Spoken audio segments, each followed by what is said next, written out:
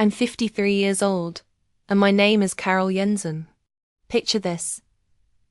For most of my life, I thought I had it all sorted out, like a puzzle I put together just right. I got married young, stayed home to raise my son, kept the house super tidy, and told myself that real love was something I'd already had. And now it was just about keeping things going. I was the practical type, always careful. And yeah, maybe a bit too proud of how I kept everything in check. I believed in rules, in everyone having their place, in doing what people expected. But lately, I've been wondering about all that, and what happened that one afternoon in the laundry room. Well, it flipped something inside me, something I never dreamed could change. I never imagined something like this could happen to little old me. Please don't make the same mistake I did. It all kicked off on a quiet Tuesday. One of those grey days with no wind, where everything feels super still, like the whole world is holding its breath. I was in the laundry room, which had honestly turned into my cozy little spot. I'd lit one of my favourite candles, vanilla and cedar, and I had some soft jazz playing quietly from the kitchen radio. Folding clothes is one of those jobs that lets your mind drift, and mine sure does that a lot. I just finished folding one of Michael's t-shirts, my son, who's 27 now, home for a week because his apartment building had a water leak. He's taller than I remember from when he left for college, more built in the shoulders, and his voice has this deeper sound, calm and steady.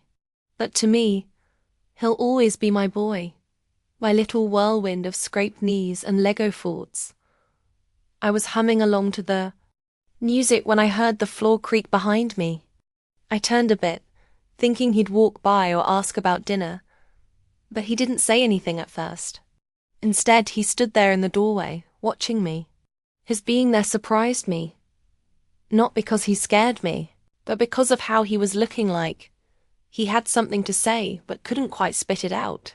"Hey," I said with a small smile, holding up a pair of his socks. I still can't figure out how a grown man loses so many of these. He chuckled, stepping into the room. "I swear the dryer eats them some secret sock portal."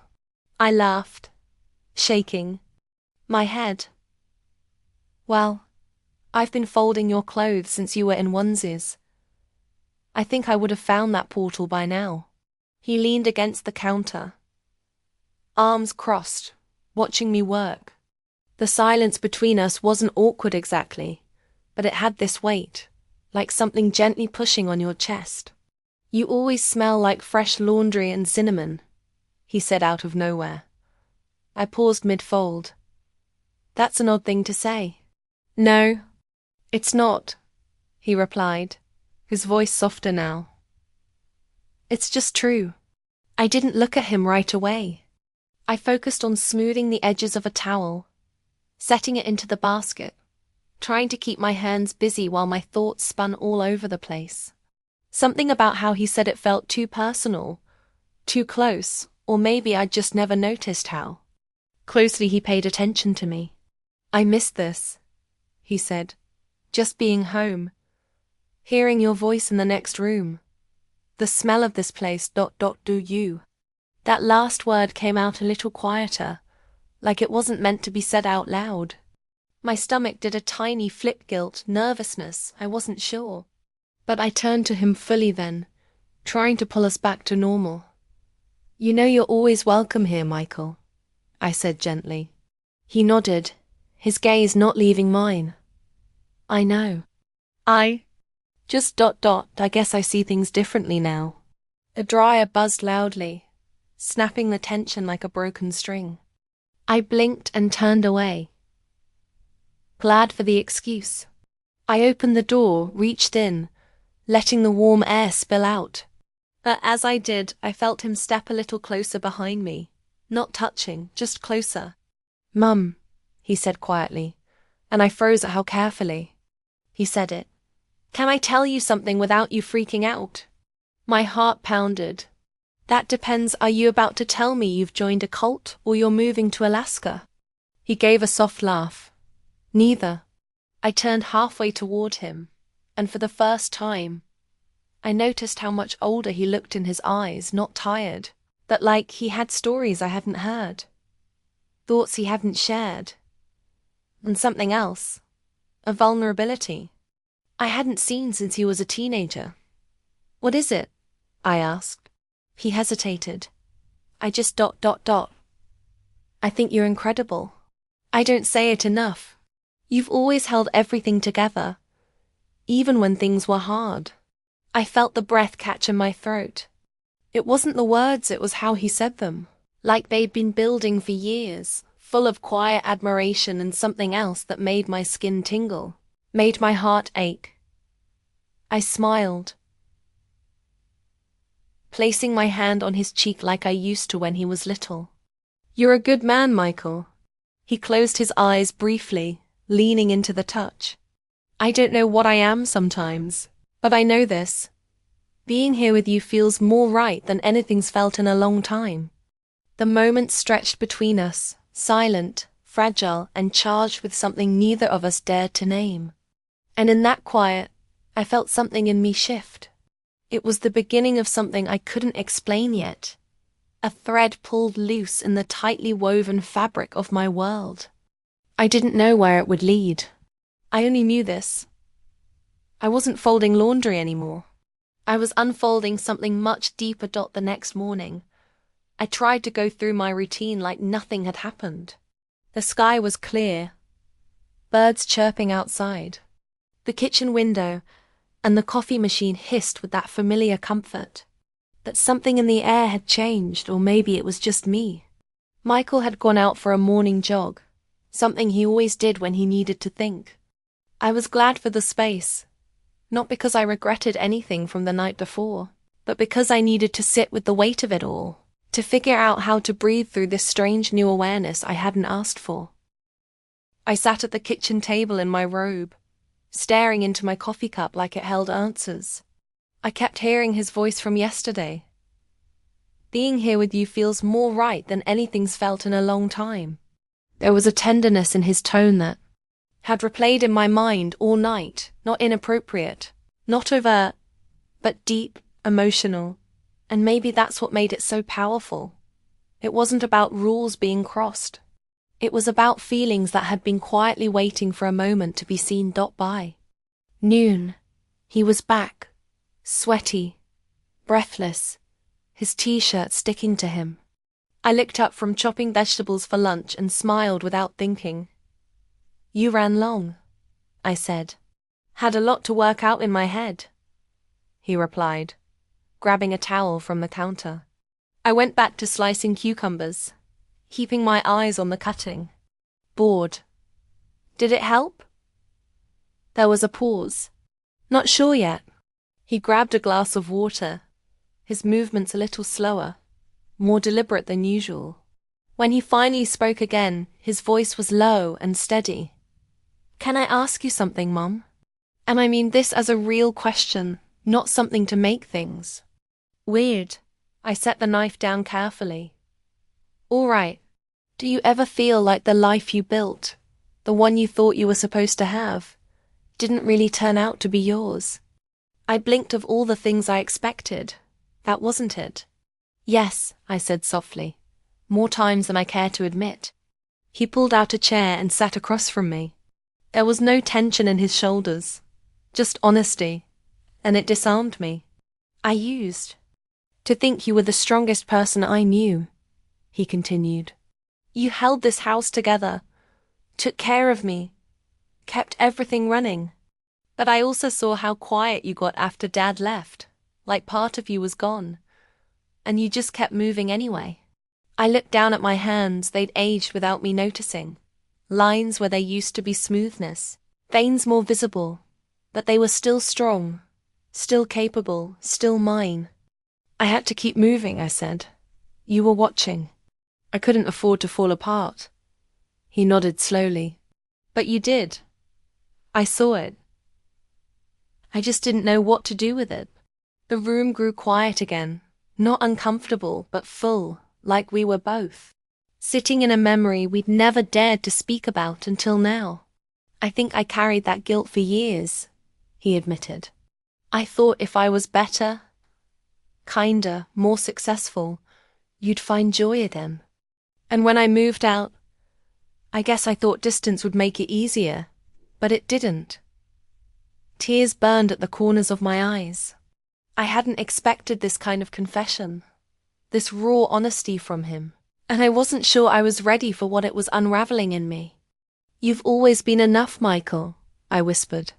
You were never the reason I was hurting. Life just wears you down sometimes.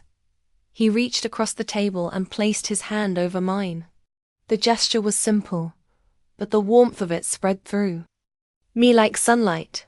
We didn't speak for a while, just sat there, our hands joined, the ticking of the kitchen clock filling the space. When I finally pulled away, I stood and walked to the sink, needing something to do. I think I stopped believing I was allowed to want more, I said quietly. Not things, not a bigger life, just to be seen, to be held in someone's heart like I mattered again. I heard him rise from his chair. He came up behind me but didn't touch me this time. His voice was close, and it wrapped around me gently. You matter to me. Always have. I turned then, slowly, our eyes meeting in that fragile space between memory and something new. There was no confusion in his gaze, just truth, just presence. I don't know what this is, I said honestly. Neither do I, he replied, but I know. I'm here, and I'm not afraid to feel anymore. I should have stepped back. I should have changed the subject or found some clever way to diffuse the moment. But instead, I just stood there, letting the truth of it settle around us like soft dust. In sunlight, something was blooming quietly, carefully, and for the first time in years, I didn't want to run from it. The next few days moved like a dream, soft around the edges, filled with moments I didn't quite know how to name. We didn't talk directly about what had passed between us in the kitchen. We didn't need to. It hung there in the air, delicate and unspoken, like a thread stretched between two people too afraid to tug at it, but unable to ignore its presence. Michael stayed longer than planned. He extended his visit under the excuse that his building wasn't ready yet. But I knew better, and maybe I was guilty too for not questioning it, for letting myself enjoy having him near the sound of his footsteps. In the hall, the way he lingered over morning coffee, the casual way he'd rest his hand on my shoulder as he passed behind me in the narrow hallway. It was all so small, but it was changing me in ways I hadn't expected. One evening after dinner, I poured us each a glass of wine and suggested we sit out on the back porch.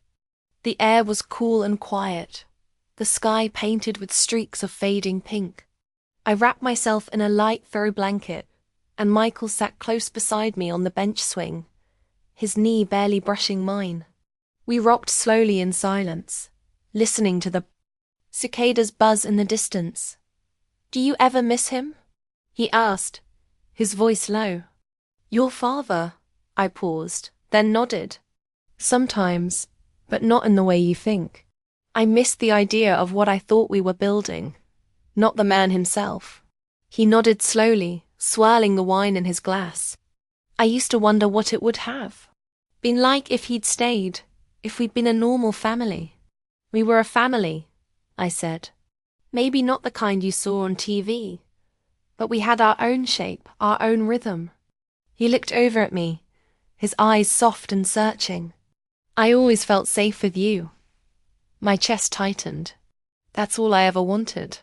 There was a long pause, filled only by the gentle creak of the swing. Then he said something that made me catch my breath. And now, I want you to feel that way too. I turned to him, unsure what he meant. But when I looked into his face, I saw it again, that quiet intensity that I'd been pretending not to feel, the tenderness, the understanding. He wasn't a child anymore, and I wasn't just a mother trying to keep things from falling apart.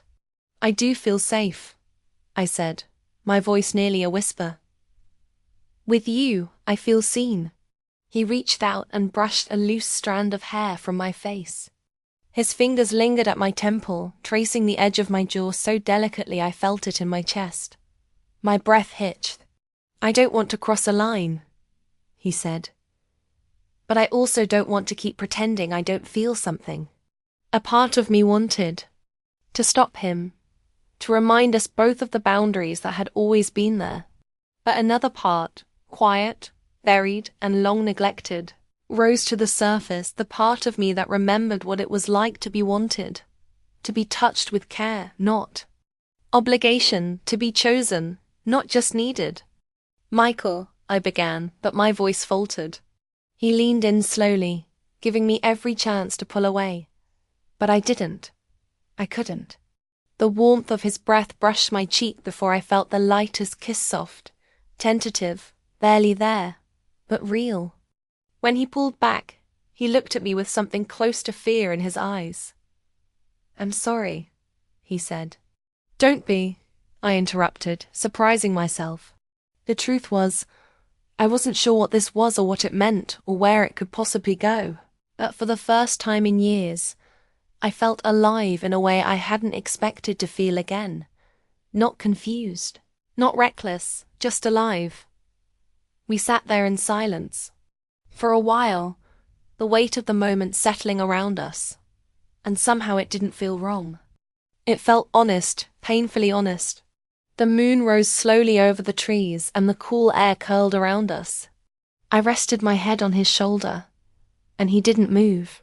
He just let me be there, quiet and still. Maybe nothing more would come of it. Maybe this was just a moment suspended in time, never to be repeated. But part of me knew the ground beneath my feet had shifted, and no matter what happened next, I would never quite be the same. The next morning was bathed in golden light, the kind of soft, forgiving light that makes everything feel a little less complicated than it is. I stood in the kitchen in my robe, pouring coffee, the smell filling the room like an old song. My hands moved on autopilot, but my mind was anything but still. I had barely slept all night. I replayed the feeling of Michael's lips grazing mine, the weight of his words, the way my heart had leaped and folded in on itself all at once. It wasn't guilt that kept me awake. It wasn't shame either. It was something far more confusing. Clarity. The realization that life is full of lines we draw, rules we follow because we're told to. But what no one ever tells you is how blurry those lines become when emotions don't listen. When hearts don't follow the same path as reason. Michael came. In just after 9, his hair damp from a shower, a worn hoodie hanging loose from his shoulders. He looked tired too, but calm, like he'd already had his own long conversation with the night. "Morning," he said, his voice warm but cautious. "Morning," I replied, handing him a mug. We stood there for a moment, sipping quietly, letting the steam fill the silence. The clink of a spoon in the sink, the ticking of the wall clock, everything felt louder in the stillness. "I think we should talk," I said finally, setting my cup down. He nodded. "Yeah, I've been thinking the same thing." We sat across from each other at the kitchen table, sunlight falling across the wood like honey. I looked at him, not the boy I raised, not the man I kept at arm's length out of duty, but the person who had seen me in a way no one had in years. "I need you to understand something," I began. "What happened between us, that moment on the porch, it wasn't wrong, not in a way people think. But it was unexpected, and it means something, whether we act on it again or not." Michael nodded slowly. "I don't want to hurt you or confuse you. I just know that when I'm with you, I feel something real, something I don't feel anywhere else." A tear slipped down my cheek. It's been so long since someone looked at me like I was more than just the woman who does the laundry, who makes the meals, who disappears when no one needs her. He reached across the table again, just like he had that day, and took my hand. "You're not invisible to me. You never have been." We sat in that truth for a long time, no rush. Never need to define it, just two people acknowledging something that had surfaced between them. Not out of desire alone, but out of years of closeness, of emotional depth, of unspoken connection. Eventually I spoke. "You're going back to your place tomorrow, aren't you?" He nodded. "Yeah, they finished the repairs. It's time." I gave a small smile. "Good, you need to go back, we both do." "But that doesn't mean this was meaningless," he said quickly, holding my gaze. "It just means we let it be what it was." I nodded. A moment of truth, of connection. And that's okay. Later that day, we packed up his things. I folded his shirts like I always had, only this time I did it slowly, with intention, with memory. When he hugged me at the door, he held on a little longer than usual. "I'll call," he said. "I know," I replied, my hand brushing his cheek one last time. As I watched him drive away, something in me shifted again, not painfully, but quietly, like a window opening after a long winter. I went back inside, the house suddenly still yet full. I didn't feel lost. I didn't feel regret. Instead, I felt known. And maybe that's all any of us really want in the end, to be seen for who we are, beneath the roles and routines, to be remembered not just for what we've done, but for what we felt.